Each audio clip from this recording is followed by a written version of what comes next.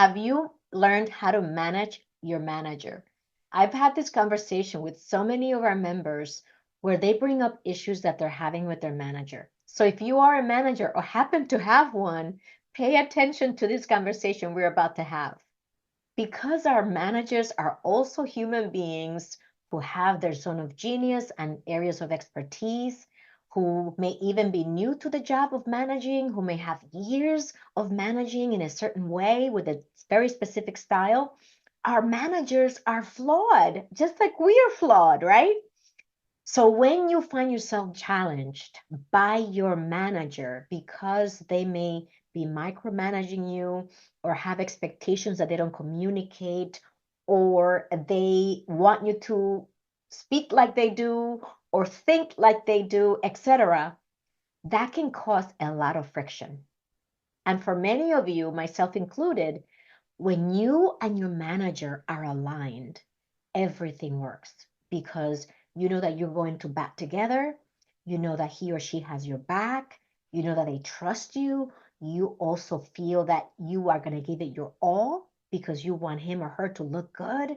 You are going to go to bat for them when you need to defend them. And the work is going to get done harmoniously. That doesn't mean that there's no challenges around you. Yes, there'll always be, but you feel you have a unified front when you and your manager are aligned, when you respect each other's areas of expertise, when you see each other's genius and each other's flaws, and you are accepting of them and encourage each other and give each other feedback. That is a psychologically safe partnership between you and your manager. If that is not the case, as it is in so many situations that I deal with, and you happen to be challenged because of your manager's baggage or because of your baggage, this will be very valuable for you. So let's talk about what are some of the basic pillars of managing your manager. Number one, as Napoleon Hill says, seek first to understand than to be understood. And this is where all the tools that I give our members comes into play. There's two specific tools that I'm going to use as I have this conversation with you around understanding your manager. The first tool is going to be the 4 agreements that I learned from Don Miguel Ruiz in his book, The 4 Agreements. I call these the being principles. When you're having friction with your manager, understanding where they're coming from can be a source of immense value to you. Because once you understand where they're coming from, then you can tackle that and you can get to the problem and get to the source of the problem fast. So the first step is to apply the 4 agreements or the 4 being principles to look to understand your manager. So ask yourself these questions. What assumptions am I making about my manager? Maybe you believe that he or she wants to get all the credit and that he or she is insecure, and you may be right. So first, lay out the assumptions that you're making so that you can start validating them one by one. And when you validate them, how do you validate them is important. When you and your manager aren't aligned on the expectation he or she has for you, or vice versa, that means that validating that assumption, you're going to have a conversation with your manager around the expectations you have or the expectations they have.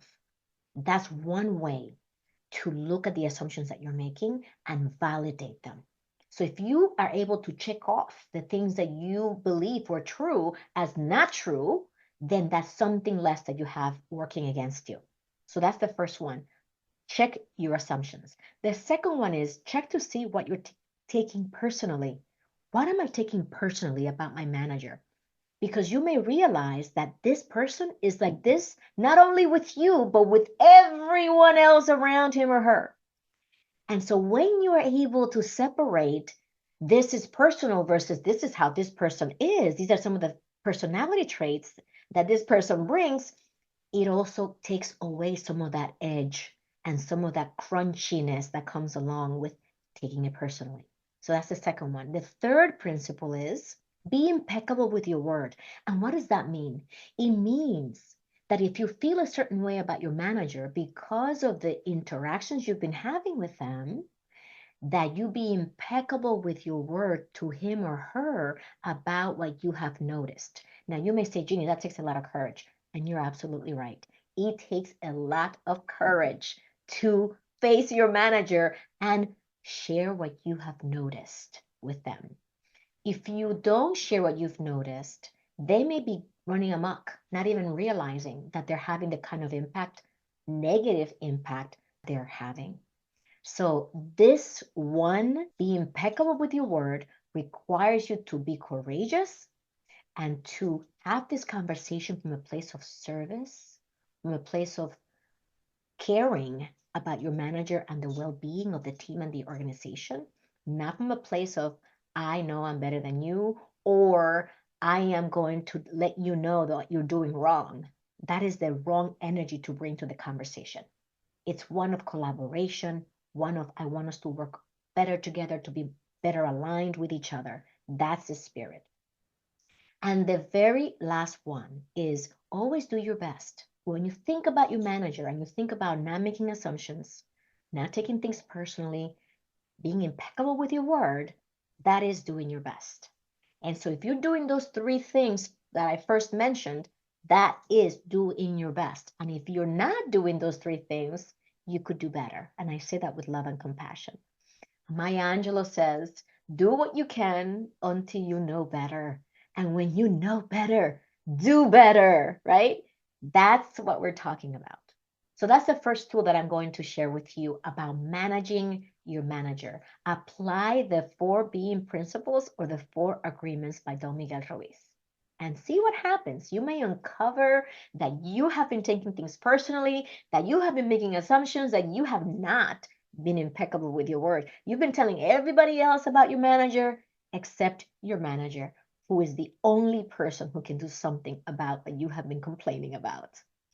And this is a time for us to practice our communication skills, to practice setting up a conversation that will be productive, to set up a empowering feedback session with your manager. And you will see that one by one, you can start to tackle the issues that are causing problems.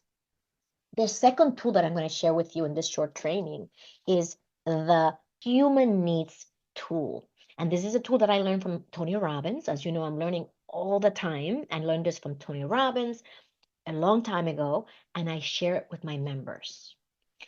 When you look at your manager from their human needs goggles perspective, you will get to see another person that, complementary to the 4 agreements, will support you in creating more alignment, understanding your manager better, and therefore building a stronger relationship that will be productive for you and the team. So the 6 human needs, you've probably heard me talk about them before. I will touch on them very briefly. The first one is the need for certainty. If your manager is high on certainty, they are going to ask you a lot of questions. They're going to want to know a lot more details than you believe it's appropriate for them to know, as they should be focused on strategy. Wink, wink, that could be you. And they may seem to want to know a lot more of what's going on than what you have dealt with in the past. So you may think, oh no, they don't trust me, or they don't think I know my stuff, or they're trying to talk to my people, going over my head. All of these things will cause friction between you and your manager. So when you see them from the lens of, wow, my manager is high on certainty, you no longer take it personally. And you realize, I'm making an assumption here that all of these things are happening because he or she doesn't trust me, when in fact, all that's happening is that they need more information. So let me validate that assumption that they need more information and ask them. I've noticed that you have been requesting this information that is really low-level information, and I want to make sure that I can support you. What can I provide for you on a weekly basis or on a regular basis when we meet that will help you understand what it is that you're looking for? And your manager will tell you. You no longer have to suffer wondering, how come my manager is asking for all these details? So that's the human need for certainty. The other human need is variety and uncertainty. Everybody has that need. So when you look at your manager, how much of what they're asking you about has to do with them feeling their need for variety? Perhaps they're tired of doing the same thing and they're looking at other things and they're sending you in different directions. And you're sensing that there's a lot of information that's coming out of different places. So check in with them and say, I noticed that lately we have been doing all these things that are not in our priority list. And I want to make sure that I can understand and support you in the best way possible. How would you want me to handle these different requests that you are giving me? And that will open up the conversation for you to understand your manager better. The third human need is significance. Everyone wants to feel important. Everybody wants to feel that they're knowledgeable and that they are in some way significant in their environment, important for others and to others. And that could be your manager, as it could be you.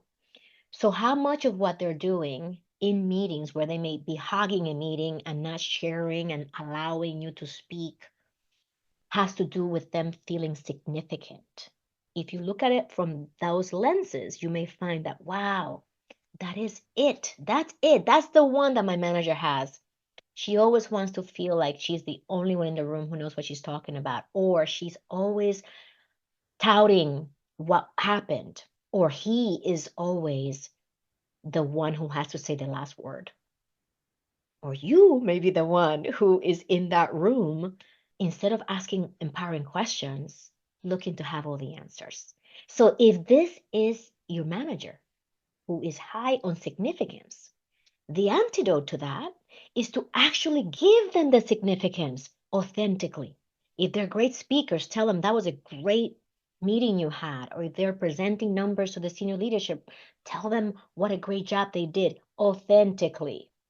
If they're good at building relationships, ask for their advice on something that has to do with relationships. In other words, highlight their superpowers authentically. And I don't know how many times I've already said the word authentically. Did you get my drift?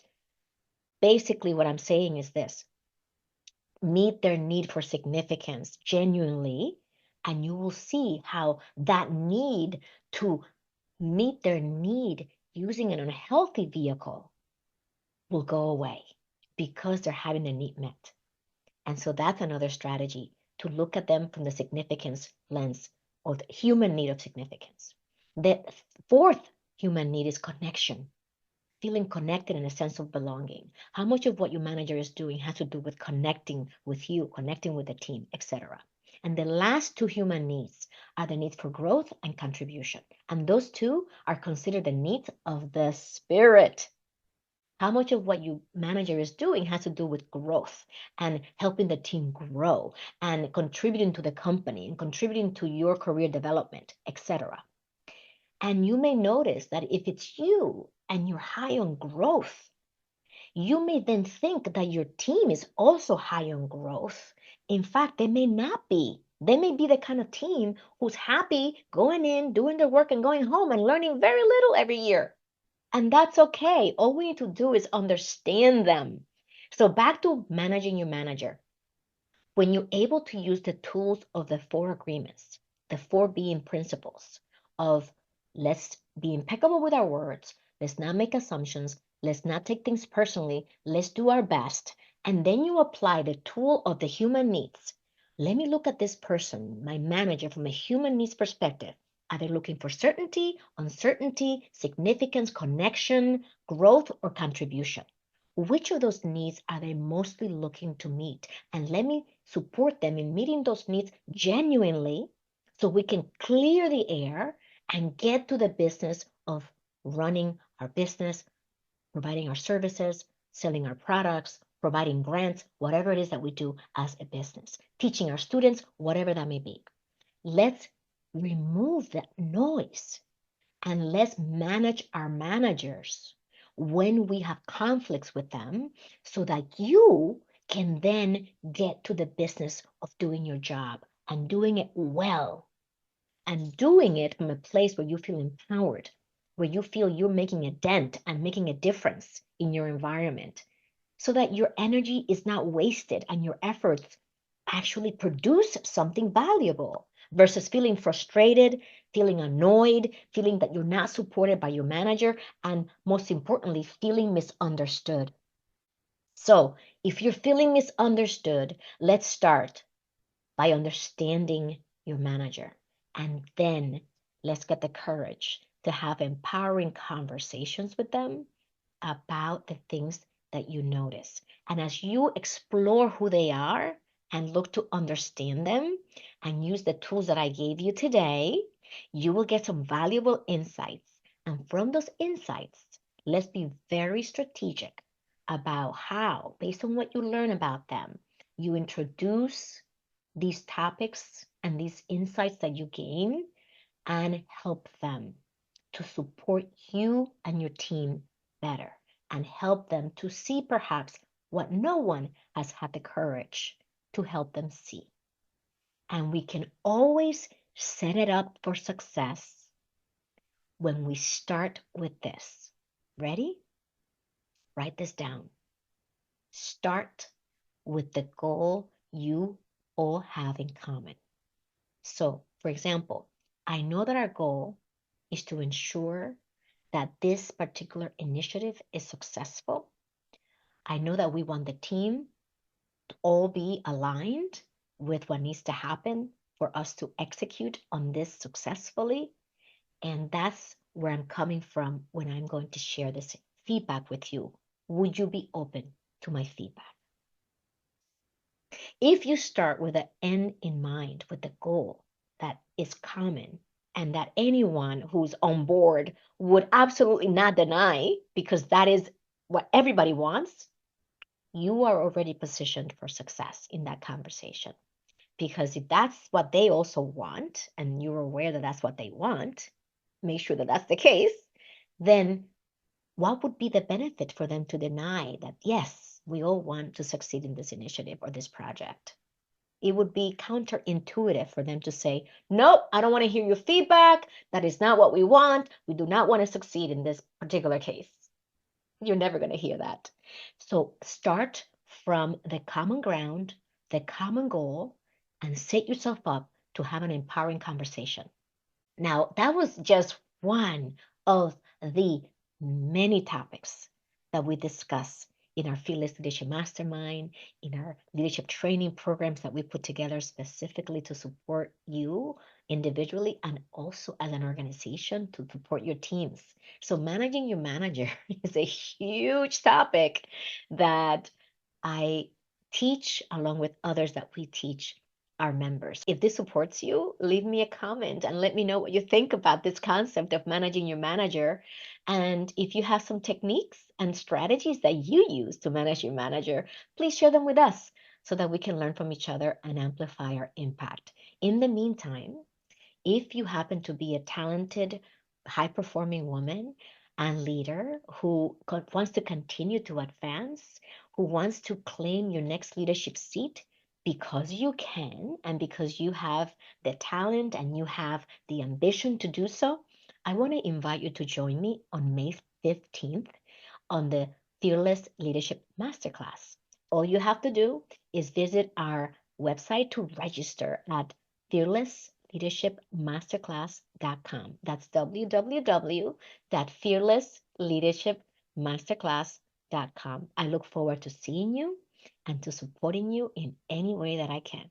Live with purpose, live with joy.